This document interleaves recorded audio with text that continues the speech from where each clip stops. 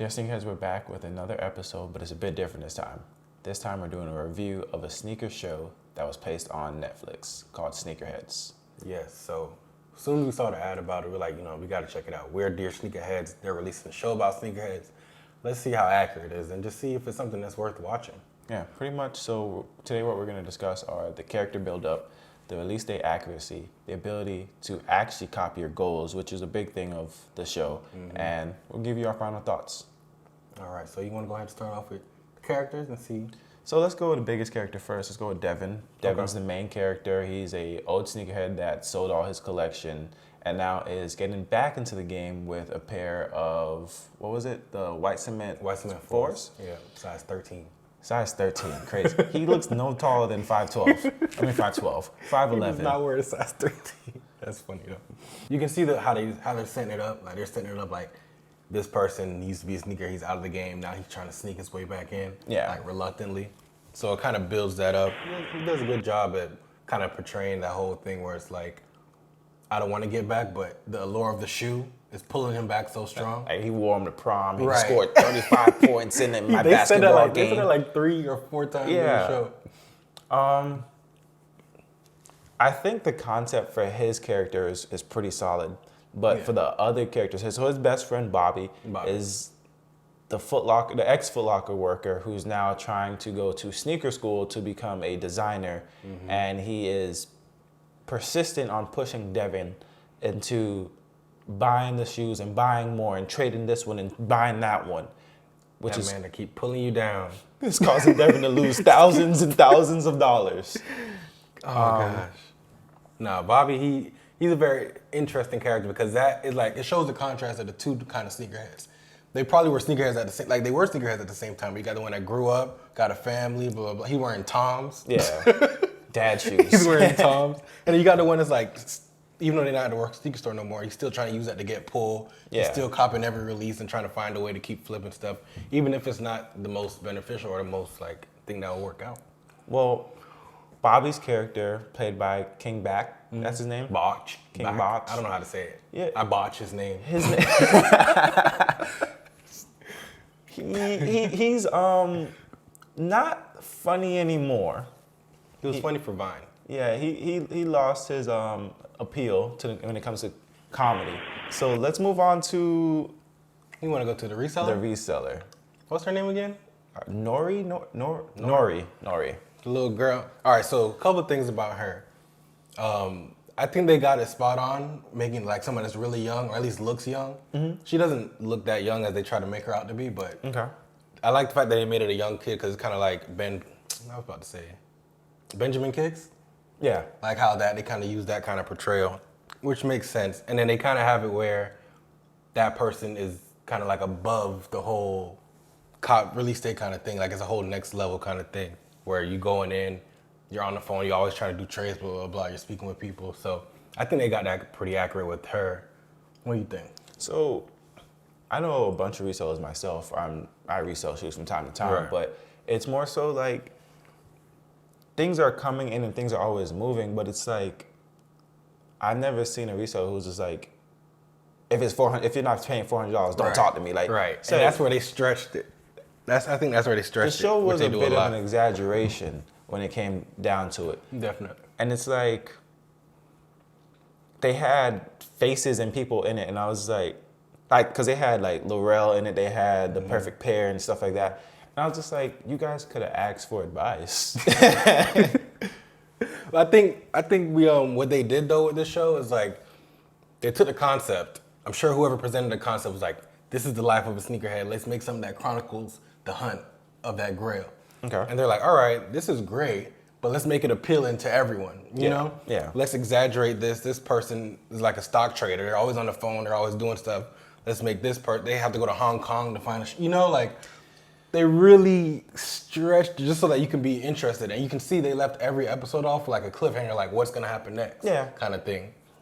And I can probably admit, like in the 2000s, the 90s, that's pretty much how shoe trading was. But like with the evolution of StockX, eBay, and all that other stuff, the game has completely changed. And there's still a hunt, Yeah. but there's no I got to go to Hong Kong. Like, come on, man. Like, I think that's where they got. That's a big part of like the reality aspect of it that they missed out on is the digital aspect. Yeah. Like, they're making it seem everything is which is probably it is in a lot of situations, but 9 times out of 10, if you're searching for your Grail, you're not going to someone's restaurant in the back. You like, like you're looking online, you're getting contacts. Well, so technically, you got your foams from a restaurant in the bag. That's true.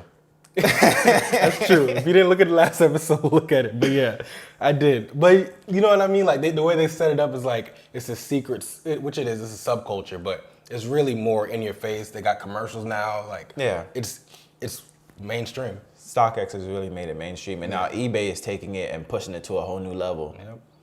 And so let's hit on. So that was Nori. Let's talk about the store employee, because store employee? You were a store employee. Yes. So those who don't know, I worked at Foot Locker and Champs. They're all in the same company for like 4 plus years. So this is the kind of the character I was kind of looking at to see, all right, how's this person? I'm assuming that way she had it set up, she was the store manager. It seemed like that. It was her store. Because she was just able to leave and go on the whole hunt for a purse. That the lady didn't even want. Like that. Well, she ended up buying the purse. She did. She ended up buying the purse. But her, I think the way they set it up, it makes a lot of sense. It's pretty accurate because every store that I worked at as an employee, the store manager had people they had plugged in. Yeah, regardless. Regardless of who it is, what store, what release, there's always somebody that's plugged in. And you can tell that that's what her and Devin had was their history. They never really get all the way into it, like explain what their history really was. So I think they're trying to lead on to like a season 2. Okay, it has to be because it's like they talk about it, but it's like, oh, we just knew him from when he used to cop shoes. And that was it. So I don't know if I'm gonna tune in for season 2, but that's probably something they're gonna try to pull in now. Definitely. So what do you think about Gia? For me, Gia pretty much encompasses the best character there. Yeah. I think they hit it nail on the head. The sneaker employee or the store employee who pretty much has the pull at other stores, has the connects, and then connects people. Yeah, definitely. So I think they got it on the head. I think, like, especially like if I go back to like my old plugs back and they be like, oh, you're back. Like, what's good?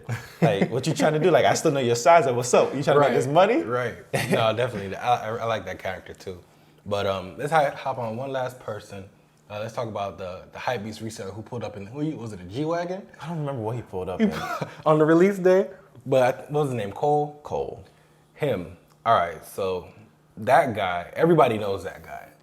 I like how they set it up where it's like, first thing, the switch box technique has been going on for decades. For probably even longer than that, but that was really accurate. I like that they did that. But put him in the retros in the Ultra Boost box, like, come on. Yeah. You're gonna get fired like the boy did. Yeah. He did get fired, but it happens I don't know if it still happens now. No, it still happens now. I haven't worked at a sneaker store in a while, but. The thing is, it happens now, but it happens before release. That's true. Like.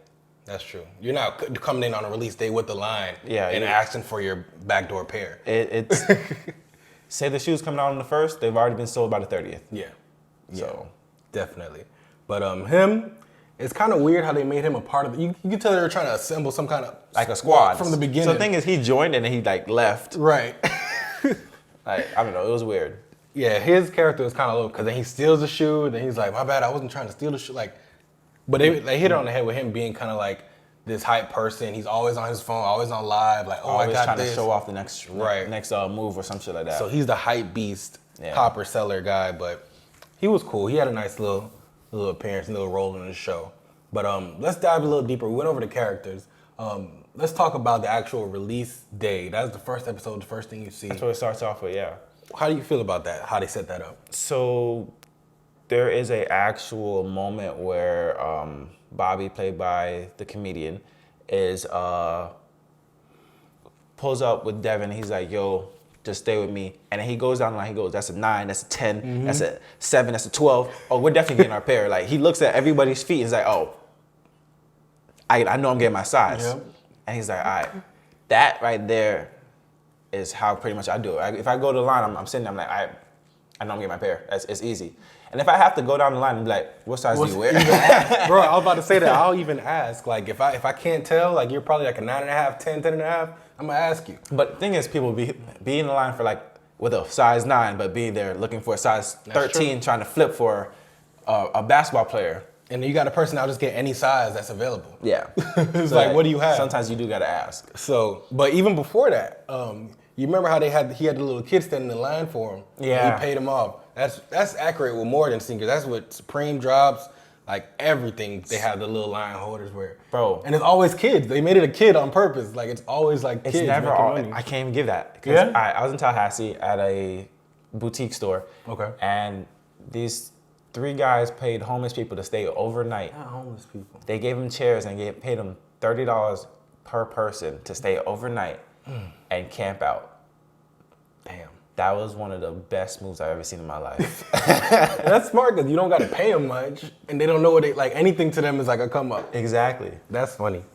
That's funny. I don't know if I'll trust it. That was a solid move. I don't know if I got to ask them, they're not gonna be there when I get there. No, the thing is, he waited till the morning and then paid them, and then they just left. I was like, oh, this is solid. That's smart. But even go a little bit further, they finally get in the store. On the release day, what's the first thing you do when you get in the store on a release day? When I walk in, it's automatically like straight to the counter. I need you to hand me my shoes. You know what I'm here for. Let's go home. That's it. You're not looking at the walls. You're not seeing what shoes there. You're not having casual conversation. I think the reason why Devin looked at a wall is because like he probably hasn't been in a shoe store in a minute. So like, he walked in, he was like nostalgic, like they got these, they got these, right. They got this, and it's like. But that shit don't fly. I'm sorry, that shit does not fly. You walk, especially as an employee that's worked many release days, as a former employee, we don't want people in the store for long because they're taking up time from people that's actually shopping in the store too. Okay. So we want you to come in and we want you to come out. If you're not trying on the shoe, you're not saying, oh, well, let me see what size. Yeah, there's no try-ons on release day. You're coming right to the store, coming right to the point of sale, the POS. We cash you out and you go. There's not anybody coming from the back, bringing it out on the floor, letting you see it. Did you realize he never paid for the shoe? He never got it. Oh, I was about to say. He never got it. You're right. So for me, I think we should probably move on to the next pretty much main concept of the show, which is the ability to obtain your goals or grails. Yeah. For people who don't know, grails holy grails are pretty much the shoe that you want you've been wanting for your whole life. And they're super hard to obtain. So like you go on a quest to get the Holy Grail. That's pretty much the logic of it. Correct. So for the show, it was the zeros. I'm not gonna say anything on that yet, but go ahead. The zeros. They mapped it by following. Well, I don't want to give you the show, but they mapped it and they ended up in Hong Kong and trading for a pair of shoes. But the logic behind it in this day and age just didn't really follow up because I can just pretty much go on StockX and pretty much put a bid for a pair. You're not going through, if you've seen the show, you're not going through what they went through to get a show. You're not going to what's called Mark Wahlberg's house and playing tennis and waiting for him to throw a shoe. And then you go down there, there's millions of shoes. And people just grab, and then there's a coupe. It's a cougar. Yeah, whatever. And not like an old lady who likes young men. It's a cougar. like an actual cougar there. So it's just, you could tell where the show went from being an actual plot, then it divided, it was like Hollywood. And it's like plot, Hollywood. Like all this stuff they throw in to make it like a wow factor, keep you interested, but it really kind of turned me off. Honestly. And it could have probably been just like I'd rather them do a whole bunch of trades to get to the point. Yeah. Than them having to do this, and this, and this, because they honestly made it a grail quest. Like they had to do this to get this, to obtain this, to then go do this. It was like Jumanji. Yeah, pretty much. It was like Jumanji for sneakers. Pretty much. If you like Jumanji, then you probably like Sneakerheads. My final thoughts. Let me start with her. I'll give it a rating. 1 out of 10. Let me give it a rating first and explain my rating. Go ahead. So, on a scale of 1 to 10, with all things considered, this show gets a solid 6 for me. That's high. It gets a solid 6. The reason I give it that is because you can tell that they're trying to appeal to both sneakerheads and to the masses. And I feel like it's very, very hard to do that, to keep it like specific and talk about sizing up people in the line as you see them, and then keeping a journal by making it a quest to Hong Kong and stuff. So it's kind of hard to get that balance. I'm not saying they did it, but they did it the best way they could. And I watched the whole season one day. I wouldn't say it kept my attention the whole time, but it accomplished their goal of portraying the life or the mindset of a sneakerhead for the masses. Okay. Making it a digestible way to get into their life. Okay, I can see that. So it's a 6 for me. For me, I'll give it a 4 out of 10. And the reason I'm giving it a 4 out of 10 because they tried to apply the comedy factor, and the comedy factor didn't really hit. True. And majority of the content they tried to appeal to the masses with weren't really logistic. Like it didn't match up. That's true. Like my concept is I don't know any sneakerheads that's been to Mark Wahlberg's house. And I know some people that are moving some weight when it comes to shoes. Like they're moving shoes. Yeah, they really stretched it. It's like they didn't touch on StockX. They didn't touch on eBay. And there's so many concepts they could have potentially had. They could have had the fact that like he obtained a good amount of shoes and he was about to make a trade for it and the shoes got stolen or something. Right. And then he had to, hustle to go get some more. Cause like he could even try the shoes on and got scuffed. I'd have been like, okay, that's perfect. Right. That's perfect. Because the thing is, when you try to trade on StockX and you're trying to trade a pair of shoes and they're not dead stock, they're not going through. So like they could have did that. They could have been like, oh, these shoes aren't dead stock and got them shipped back. Or they could have they shipped them to StockX and the shoes are fake. Right. Plot twist. Now you tuning in for the next episode. Yeah. So it's like they had so many concepts they could have hit on. So for me, I probably won't watch this ever again. But I did watch all 6 episodes in one day. I want y'all to check it out. If you already saw it, leave some messages in the comments below. Let us know your thoughts. If you like the show, would you recommend the show? It's called Sneakerheads on Netflix. Check it out and just let us know what you think. All right. See you guys next time, dear Sneakerheads.